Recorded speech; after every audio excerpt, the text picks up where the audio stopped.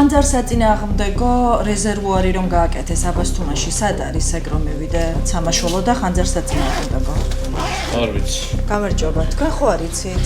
არა, ნუ იღეთ მე. ერთი წამით, კაცო, ხელი გაუშვით ოპერატორს.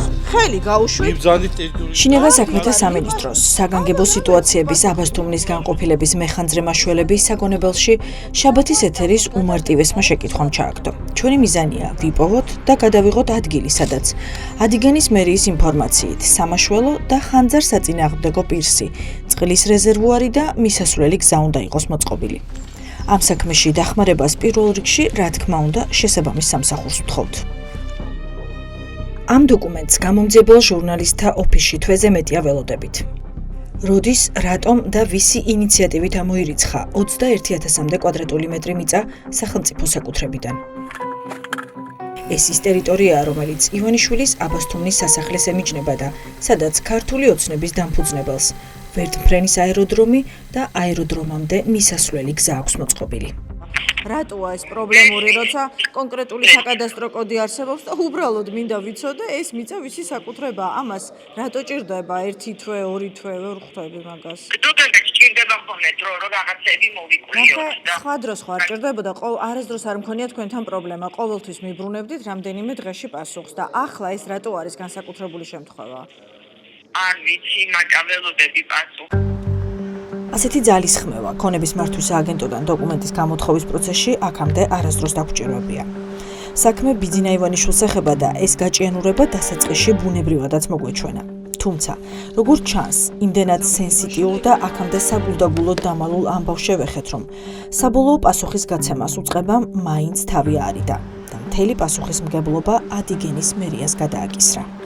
ადიგენის მერია მეუბნება, რომ აბასთუმანშიო არ იყო საშუალებაო და საჭიროება იყო, რომ ყოფილიყო ტყის გადასარჩენათო ხანძარსაწინააღმდეგო და სამაშველო პირსი, წყლის რეზერვუარი და მასთან მისასვლელი გზაო. მითხარით, სად არის ეს რეზერვუარი?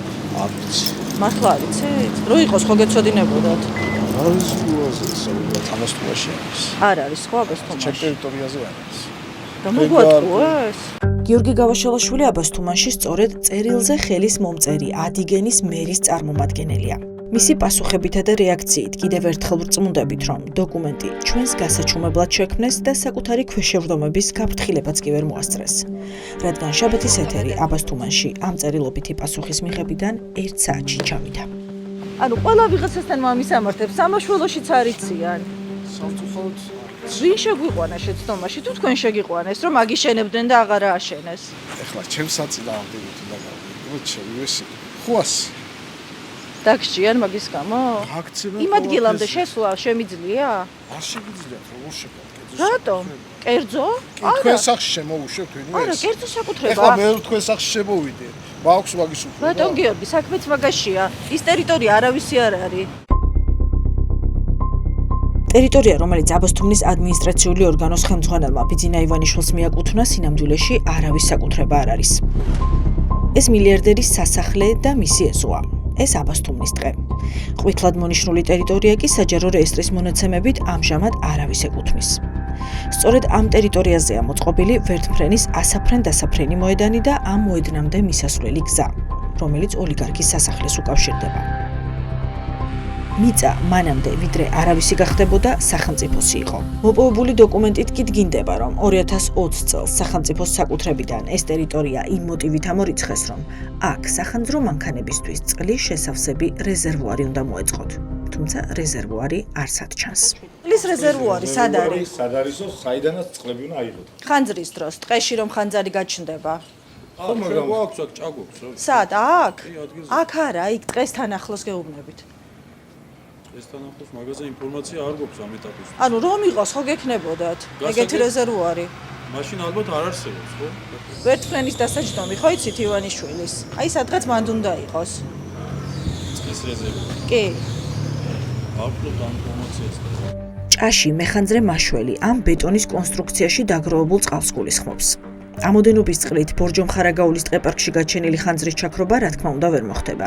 მეტიც, სახანძრო სამაშველო სამსახური ოლიგარქის სურვილით სოფელ აბასთუმანშია გადმოტანილი და კურორტამდე მისასვლელად ადრინდელზე მეტი დრო ისედაც სჭირდებათ. ანუ რაზე ფიქრობენ, რომ გზას არ არის, როგორ მასწავლოთ? არა, გზას არა, ინფორმაცია რომ ზუსტი მოგცეს და არის, ცით სამაშველო სამსახურმა სად არის ეს რამდენი მშენებლობა მიმდინარეობს? მშენებლობაზე არ გეუბნებით, წყლის რეზერვუარზე, საიდანაც წყალი უნდა ამოიღოთ. თქვენ პირველ რიგში გეცოდინებათ, სად არის? მასწავლეთ უბრალოდ. აი მოვა ხელმძღვანელი და აგიხსნა. თქვენ არ გაგიგიათ ასეთი არაფერი? ხელმძღვანელი მოვა და დიდი და მასშტაბური წყალსაცავის შესახებ იმ ადამიანებმაც არაფერი იციან, ვინც ეს წყალი უნდა გამოიყენოს. არა და ადიგენის მერია წერილში, რომელიც 2026 წლის 14 აპრილით თარიღდება წერს, რომ თავად ფული არ ჰქონდათ და ტყის ხანძრებთან საბრძოლველად აუზისა და პირსის აშენება კერძო პირს თხოვეს. არ აკონკრეტებენ, თუმცა რთული გამოსაცნობი არ არის, ვინ არის ეს კერძო პირი. ფაქტი ის არის, რომ ხანძრებთან ბრძოლის მოტივით სახელმწიფო საკუთრებიდან ამორიცხული ტერიტორიის ფაქტობრივი მფლობელი ახლა ბიძინა ივანიშვილია. ეხლა ვცდილობთ ძალიან დიდი ხანია უკვე აბასთუმას წრეები დავარტყათ, რომ როგორმე მივიდეთ ადგილამდე, საიდანაც ვთქვათ ამ აეროდრომთან მიახლოება იქნება შესაძლებელი, მაგრამ ერთადერთი რაც წარმატებით გამოგვივიდა არის ის, რომ დრონით შევძელით ამ ტერიტორიის გადაღება. სხვა მხრიდან მისასვლელი ამ აეროდრომს, სადაც ახლა თურმე უნდა იყოს ხანძარსაწინააღმდეგო და სამაშველო სისტემა და წყალსაცავი მოწყობილი ფიზიკურად შეუძლებელია. რა მოხდა სინამდვილეში? რა იმალება იმ შეუსრულებელი დაპირების მიღმა, რომლის რეალურობაშიც ახლა ადიგენის მერიას უნდა რომ დაგვარწმუნოს. ჟურნალისტური გამოძიების ფარგლებში ჩვენ ქონების მართვის სააგენტოს გარდა მივმართეთ საჯარო რეესტრის ეროვნულ სააგენტოსაც. მათგან მოვითხოვეთ სრული ინფორმაცია, ვინ ფლობდა ოლიგარქის აეროდრომად ქცეულ ტერიტორიას და როდის ან რატომ ამოირიცხა ეს სოლიდური ფართობი სახელმწიფო საკუთრებიდან. კითხვები ლეგიტიმურია, რადგან მიწის ამ მონაკვეთს არც საკადასტრო კოდი აქვს მინიჭებული და შესაბამისად ამ დროისთვის არც არავის საკუთრებად ითვლება. ბურთი გადააგდეს ადიგენის მერიის მოედანზე და ამით თქვეს უარესი ამ პასუხით და რეალურად დაადასტურეს ის, რაზეც ჩვენ ვლაპარაკობთ, ხო? რა ფორმას მოუძებნიან აბასთუმაში იმას, რაც ხდება და რაც დაარქმევენ, ეს არის ერთი, მაგრამ ფაქტია, რომ მართლა მიტაცებული აქვს დღეს სახელმწიფო ბიძინა ივანიშვილს და ამისი ყველაზე უფრო კარგი მაგალითი ყველანაირი კუთხით ჩანს აბასთუმაში, ხო? თუნდაც ამ კონკრეტული რაღაცა ტერიტორიის გარშემო როცა ვმუშაობთ და ვუყურებთ. იუსტიციის სახლში ჩვენ განაცხადი შევავსეთ.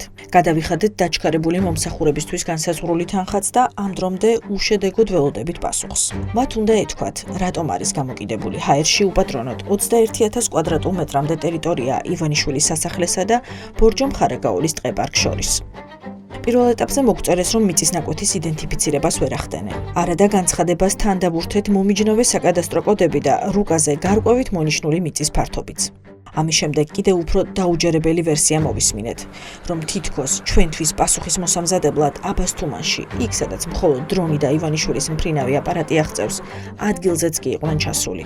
თუმცა ჩვენთვის საინტერესო ინფორმაცია მაინც ვერ შეაგროვეს. ლოგიკური ეჭვია, რომ ეს ბიძინა ივანიშვილისთვის მოხდა ამ ქონების ამორიცხვა, ხო? ფართობი, რომელიც კონკრეტულად ბიძინა ივანიშვილის საკუთრების მომიჯნავია და ეს საზღვრება სახელმწიფო და სარგებლობაშიც არის. დღეს უკვე შეგვიძლია ასე ვივარაუდოთ, სახელმწიფომ განკარგოს ისე, როგორც თვითონ გადაწყვეტს, იმიტომ რომ რეალურად აქ რასაც ვუყურებთ, განკარგავი არის ბიძინა ივანიშვილი და არა სახელმწიფო. ბიძინა ივანიშვილის აბასთუმანში გამოჩენის შემდეგ რეალურად მთელი სახელმწიფო უწყებები ჩაერთვნენ იმაში, რომ ის გარემო გაეუმჯობესებინათ, სადაც ბიძინა ივანიშვილი საკუთარ ბიზნესს აკეთებს.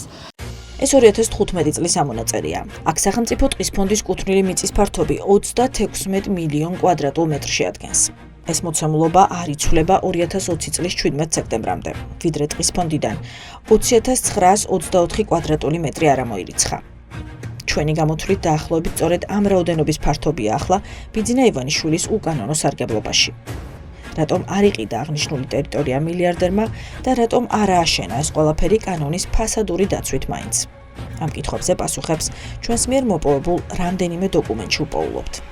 ეს საბუთები არის მტკიცებულება, როგორ არიან ჩართულები სახელმწიფო უწყებები ქვეყნის არაფორმალური მმართველის ახირებების შესრულებაში. დაცული ტერიტორიების სააგენტო, სახელმწიფო ქონების ეროვნული სააგენტო, სატყეო სააგენტო, საჯარო რეესტრი, გარემოს დაცვის სამინისტრო. არასრული ჩამონათვალია იმ სახელმწიფო უწყებების, რომლებიც ქვეყნის თითოეული მოქალაქის კუთვნილი მიწის, რეესტრიდან ამორიცხვისა და ბიძინა ივანიშვილისთვის არაფორმალურად გადაცემის სპეცოპერაციაში იყვნენ ჩართული. წავიკითხეთ ბევრი დოკუმენტი და არსადაა დასაბუთებული რამ განაპირობა აღნიშნული გადაწყვეტილების აუცილებლობა. წერენ მხოლოდ იმას, როგორ ეთანხმება მაგალითად სატყეო სააგენტო ბორჯომ ხარაგაულის ეროვნული ტყეპარკის საზღვრებში ცვლილებების შეტანას და როგორ მიუთითებენ სატყეო და დაცული ტერიტორიების სააგენტოებს განახორციელონ ცვლილებები, რომელთა დაკონკრეტება არც ერთ დოკუმენტში არ ხდება და ბუნებრივია არ ფიგურირებს არც ბიძინა ივანიშვილის სახელი. თუმცა ფაქტია, რომ ცვლილება, რომელიც განხორციელდა, მხოლოდ ივანიშვილს შეეხო. ბიძინა ივანიშვილის სახლთან ახლოს იქ უნდა იყოს რაღაც ხანძარ-საწინააღმდეგოს პირსი თავის რეზერვუართან ერთად. რო იყოს ხო გეცოდინებოდა? ხო, მაგრამ არ ვიცი. არ იცით. არ ვიცი. კი ბატონო. სიმართლე რო გითხრა მართლა. შეიძლება რაღაც გითხოთ? ხო, ტყის დაცვის ფონდის ხართ. დაცული ტერიტორიები, ანუ აქ სადღაც უნდა იყოს ზემოთ რეზერვუარი წყლის, რომელიც ტყის ხანძრის შემთხვევაში გამოადგება სამაშველო სამსახურს და ხო არ შეგიძლიათ მიმასწავლოთ? წყლის რეზერვუარი ესე ცალსახადზე გამოკვეთილი. არა ხო? აბასთუმანში არც დაცული ტერიტორიების სააგენტოს წარმომადგენლებმა, არც მერის წარმომადგენელმა, არც პოლიციელებმა, არც მაშველებმა, არც მეხანძრებმა და არც რიგითმა მოქალაქეებმა იციან, რომ აეროდრომის ტერიტორია სახელმწიფომ ტყის ფონდს საგანგებოდ ბიძინა ივანიშვილისთვის ჩამოაჭრა. არც ის, რომ ამ მიწის უკანონო სარგებლობის სანაცვლოდ ოლიგარქს ტყის ხანძრებისგან დასაცავად წყლის რეზერვუარი და სხვა საჭირო ინფრასტრუქტურა უნდა მოეწყო. იციან მხოლოდ ის, რომ იქ შესვლა მათთვის არ შეიძლება. იქ შესვლა შესაძლებელია ამ დასაჯდომისადაც არის იმ ტერიტორიამ და მისვლა? ამას ვერ გეტყვით, არ ვიცი. ჩვენ მოვიპოვეთ მტკიცებულებები, რომ ბიძინა ივანიშვილმა აბასთუმანში მიწები საქართველოს საპატრიარქოსაც დაათმობინა. ამ პროცესში კი პირადად იყო ჩართული ქორეპისკოპოსი თეოდორე ჭუაძე. ეს აბასთუმანში ფალიაშვილის ქუჩაზე არსებული რომანოვების ცნობილი რეზიდენციაა. სასახლეც და მისი ეზოც საბჭოთა კავშირის დაშლის შემდეგ საქართველოს საპატრიარქოს გადაეცა. ჯამში 6106 კვადრატული მეტრი მიწის ნაკვეთი და ისტორიული სასახლე. შაბათის გუნდმა მიაკვლია დოკუმენტს, რომ ამ ტერიტორიის ნაწილი ახლა ივანიშვილის საკუთრებაა. ბატონ ლევან, გამარჯობა. თქვენ ისევ საპატრიარქოში მუშაობთ? კი, სისტემატიური მისვლა არ მიწევს ხოლმე. ანუ იურისტი ხართ ისევ, ხო საპატრიარქოსი? ხო. კავშირზეა ლევან მერაბიშვილი, საქართველოს საპატრიარქოს იურისტი. სუსის ფაილების თანახმად, სწორედ მას დაავალა ქორეპისკოპოსმა თეოდორე ჭუაძემ ბიძინა ივანიშვილისთვის ქონების დათმობა. რომანოვების ისტორიული სასახლე ემიჯნება ოლიგარქის კიდევ ერთ, შედარებით მცირე რეზიდენციას, რომელიც ტყეშია ჩაფლული და მისი დანახვა გამლელებისთვის შეუძლებელია. როგორც ჩანს, სწორედ ამ სასახლის ეზოთ სჭირდებოდა ოლიგარქს საპატრიარქოს მიწა. თქვენ ფიგურირებთ დოკუმენტებში, რომლის მიხედვითაც საპატრიარქო მიწა დათმო აბასთუმანში. თქვენ მიმართეთ საჯარო რეესტრს ქონების მიტოვების თაობაზე და რატომ მოხდა ეს ვისი მითითებით, ბატონო ლევან? თეოდორე ჭუაძის ზარი გახსოვთ ამასთან დაკავშირებით, რომ ეს მიწა უნდა დაგეტოვებინათ? იცი, რამდენიმე უკან მირეკავდა გადაწყვეტა. არა, მიწის დატოვებაზე ბევრი გირეკავთ, ბატონ ლევან? არა. ლევან მერაბიშვილი ამბობს, რომ ფაქტს ვერ იხსენებს, თუმცა ჩვენ მოვიპოვეთ საპატრიარქოს იურისტის ხელნაწერი, რომელიც იუსტიციის სამინისტროში ინახება. აქ მერაბიშვილი რეესტრს საპატრიარქოს სახელით წერს, რომ ეკლესიამ წმინდა პანტელეიმონ მკურნალის ტაძრის მიმდებარე 759 კვადრატული მეტრი მიწის ნაკვეთის მიტოვება გადაწყვიტა.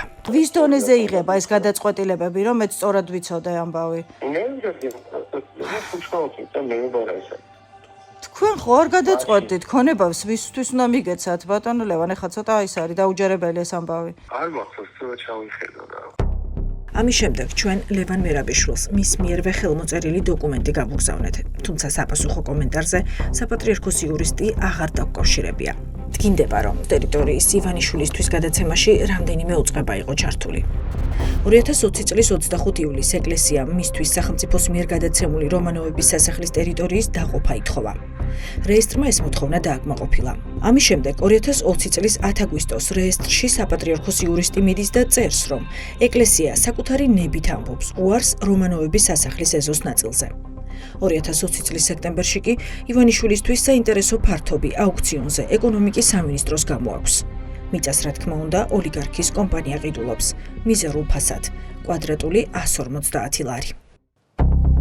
სუსის ფაილებში მოყვანილი ფაქტები ჩვენ ამ ჟურნალისტურ გამოძიებაზე მუშაობის დროს სხვა მნიშვნელოვანი გარემოებების დადგენაშიც დაგვეხმარა.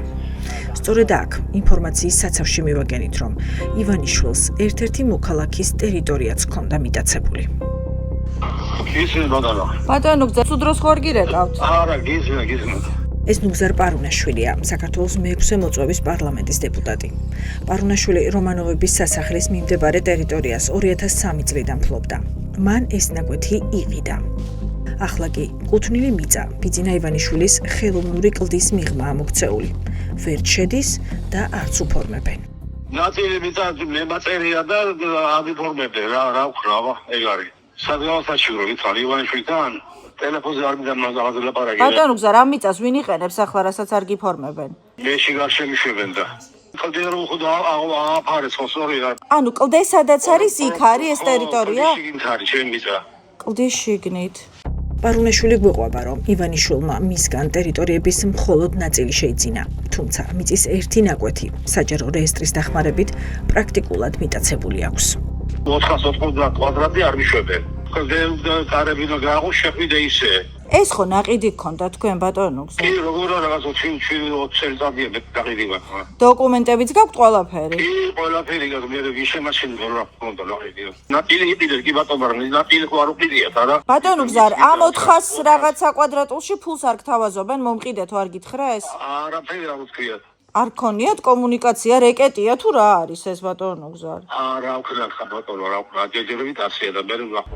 საპატრიარქო სიურის ლევან მერაბიშვილს დაუკავშირდა ყოფილი პარლამენტარი ნუგზარ პარუნაშვილი, რომელმაც აცნობა, რომ საჯარო რეესტრში საპატრიარქოს მიერ მიწის ნაკვეთზე საზღვრის გადაფარვის ხარვეზის აღმოფხრის თაობაზე შეტანილი განაცხადი არაკანონიერია.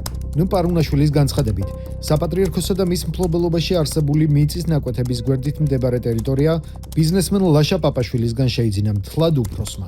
ნუ პარუნაშვილის თქმით, შექმნილი პრობლემის გამო მან აიყვანა ადვოკატი და არაპირებს თავისი წილის დათმობას. ხოლო საპატრიარქოს გააქტიურების შემთხვევაში შესაძლოა აღნიშნული ფაქტი აცნობოს არასამთავრობო ორგანიზაციებს.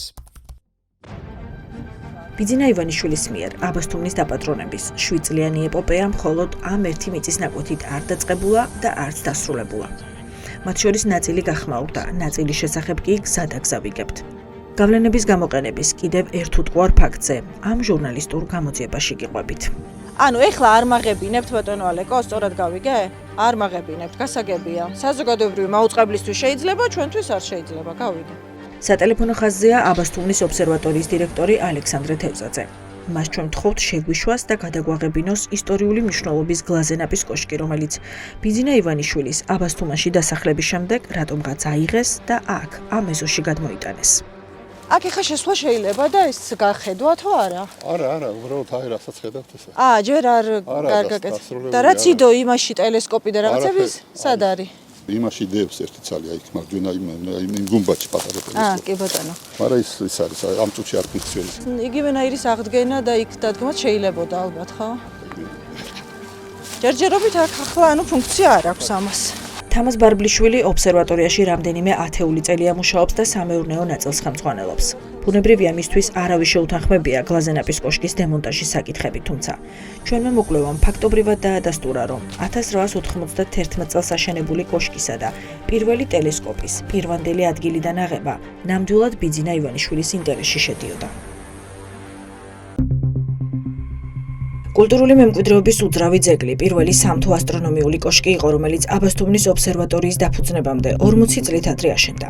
მისი სახელი რუსეთის ბოლო მეფის ნიკოლოზ მეორის ძმას, უფლისწულ გიორგის და მის მიერ აბასთუმანში ჩამოყვანილ პეტერბურგელ ასტრონომს სერგეი გლაზენაპს უკავშირდება. ლამაზი იყო, რომ შედიოდა ჯამბეკ მთაზე ეს ძველი ისტორიული ძეგლი, რომლიდანაც დაიწყო ობსერვატორია. ყანობილის მთაზე ისტორიული მნიშვნელობის ნაგებობა 130 წლის განმავლობაში იდგა. ოლიგარქის აბასთუმანში დასახლების შემდეგ კი რატომღაც მისი დემონტაჟისა და ობსერვატორიის ეზოში დადგმის გადაწყვეტილება იქნა მიღებული. დაიდგა გლაზენაპის კოშკში პირველი საბჭოთა ტელესკოპი. აი ვამბობ ხოლმე ეს ხაზგასმით, რომ ეს არის უნიკალური ძეგლი ამ შემთხვევაში. იმიტომ რომ მთელი რუსეთის იმპერიაში პირველი ტელესკოპია გაკეთებული, რომელიც ჩვენთან ჩამოიტანეს და დადგეს. და ეხლა უკვე გლაზენაპის კოშკმა ჩაკეტილი სივრცეშია და ის ღირებულობა ასტრონომიული დაკარგა, იმიტომ რომ იქიდან გარშემო სულ ხეები აქვს და იქიდან ვერ დააკვირდები ვერაფერს კი. თუ ის ხეები არ გადაბელი, არ გადაჭერი და ეს სხვა თან ტექნიკურად უკვე აღარ აქვს იმის და ეგ დაკვირვებას ისეთი აზრი, როგორც დავუშვათ, იქ ქონდა სადაც მოტრიალებული ადგილი იყო. სად იდგა გლაზენაპის კოშკი საუკუნეზე მეტხანს და რატომ შეიძლებოდა ის მოხვედრილიყო ბიძინა ივანიშვილის ინტერესის სფეროში? ტერიტორია ქსენიევსკის სასახლიდან საკმაოდ მოშორებულია, თუმცა ადგილზე მისულები უხვდებით, რა მიზეზით ამოიჩემა ყანობილის მთა ოლიგარქმა. კლდიდან პირდაპირ იშლება აბასთუმნის ხედი, უფრო ზუსტად კი ხელის გულივით ჩანს ივანიშვილის რეზიდენცია, რაც აბასთუმნის არც ერთი წერტილიდან შესაძლებელი არ არის. მეტიც, ადგილზე გლაზენაპის კოშკის ნაცვლად ბიძინა ივანიშვილის დაცვის თანამშრომელი, სათვალთვალო კამერები, ბოქლომით ჩაკეტილი ტერიტორია და მილიარდერის ფანჩატური დაგვხვდა. უკაცრავად, ბატონო! შეიძლება ერთი წუთი? ახლა ყანობილის მთიდან ვარსკვლავების ნაცვლად ბიძინა ივანიშვილის სასახლეს მხოლოდ დაცვის თანამშრომელი აკვირდება. მილიარდერის რეზიდენციას ვინმე შემთხვევით თვალი რომ არ შეავლოს. მეტის იმ შვიდისთვის აქაც სავარაუდოდ სახელმწიფო მიწაა შემოღობილი და მიღებულია უსაფრთხოების განსაკუთრებული ზონები. ტელესკოპის ნაცვლად ჩადგმული ფანჩატურის იდენტური ნაგებობები ივანიშვილს ეზოშიც რამდენიმე უდგას. მათ შორის აეროდრომზეც. ოლიგარქის ფანჩატურებს ვხედავთ სახელმწიფოს კუთვნილ სხვა ადგილებშიც. ბიძინას ინტერესიც იყო, რომ ის ადგილები შემოეღობა რა. აი რატო ის ადგილი რით უკავშირდება ბიძინა? ლამაზი ადგილია და იმიტომ. აბასთუმანში ყველა ადგილი ლამაზია ძალიან. და ნუ რაც ლამაზი ადგილია, ახლა დავისწავლოთ, უნდა რომ თავისთან იყოს რა. როგორც მივხვდი რუკაზე და ხედვით, ეს ადგილი ზუსტად უყურებს სასახლეს ზემოდან. ხო, ეგრეა, რომანოვებსაც უყურებს და სასახლესაც. კი, ალბათ ეგ არის, ხო. ბიზნეს სასახლის გულისხმობ, ხო, ალბათ ეგ არის და მაგიტომ იქ არიდებენ ხალხს, რა ზედმეტი რო არავინ არ მიდის. რეაბილიტირებულის ნაცვლად პრივატიზებულ კურორტზე 350 მილიონი სახელმწიფო ბიუჯეტიდან უკვე დახარჯულია. ამაზე მეტ სიზარალებს ქვეყანა აბასთუმნის ცის ჩაკეტვის შედეგად. თუმცა სამაგეროდ შენდება, შვენდება და ფართოვდება ბიძინა ივანიშვილის ეზოკარი, რომლის დანახვაც მხოლოდ თავად მას და ჩვენს დრონს შეუძლია.